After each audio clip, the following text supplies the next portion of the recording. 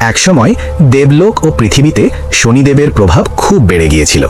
দেবতারা চিন্তিত হয়ে গেলেন এবং তারা গেলেন ভগবান নারায়ণের কাছে।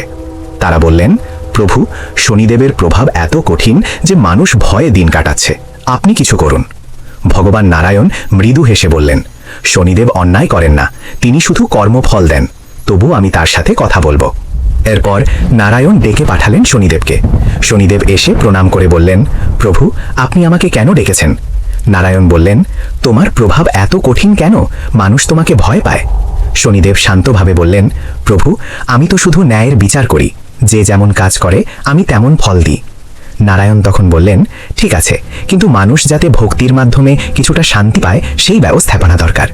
এরপর ভগবান নারায়ণ বললেন, যে মানুষ ভক্তি সহকারে আমার পূজা করবে, সত্য পথে চলবে, তাদের ওপর তুমি দয়া দৃষ্টি রাখবে।